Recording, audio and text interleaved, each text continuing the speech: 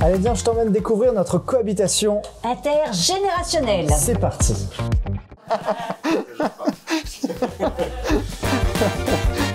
Bonjour, je m'appelle Benjamin, je vis en cohabitation intergénérationnelle avec Martine depuis 5 ans. Au départ, c'était une préoccupation financière. Alors, je venais de commencer mes études à l'université et la problématique, c'est les prix du logement. Une amie m'a suggéré de vivre en cohabitation intergénérationnelle. Elle m'a fait rencontrer Martine. J'avais mon mari qui avait une maladie de Parkinson et c'était devenu des fois très compliqué. Quand j'avais des réunions, entre autres le soir, je ne pouvais pas le laisser tout seul. Et j'étais à la recherche, pourquoi pas, d'un étudiant qui puisse au moins être présent s'il y avait le moins de problèmes. Comme Benjamin est arrivé, je lui ai expliqué que j'étais dans une association pour me protéger moi, parce que si je m'entendais pas avec mon cohabitant, on trouvait d'autres solutions. S'il m'arrivait quelque chose, lui, on lui retrouvait quelque chose, il n'était pas à la rue. C'était quand même quelque chose de bien construit, pensé, et c'était une protection pour nous deux. À côté, vous avez vu. Hein, ah bah là, avec... ah bah là.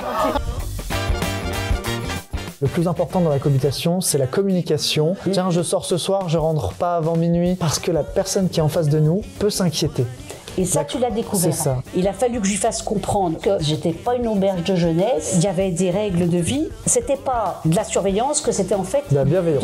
Voilà. Et c'est des règles de vie pour vivre ensemble, respecter en fait chacun des deux côtés, je crois. Tu le sais maintenant à quelle heure ou plus tard tu dois m'appeler le soir? 18h. Pourquoi? Parce que je prépare le repas. C'est ça. 18h, il fait « Il est 18h01, ça va, je suis pas trop en retard ?» La cohabitation m'a permis vraiment d'avoir un regard différent sur la vie, sur ne serait-ce que discuter avec les autres qui n'ont pas le même âge. Il y a beaucoup de choses que j'ai appris de Martine, la détermination et le fait d'aller au bout des choses. Il y a eu des moments pendant 5 ans où ça peut être difficile et c'était « recommence si c'est difficile, Benjamin ». Pour moi, je me suis dit, mince, pendant 5 ans, j'ai encore servi à quelque chose. On a été des soutiens mutuels.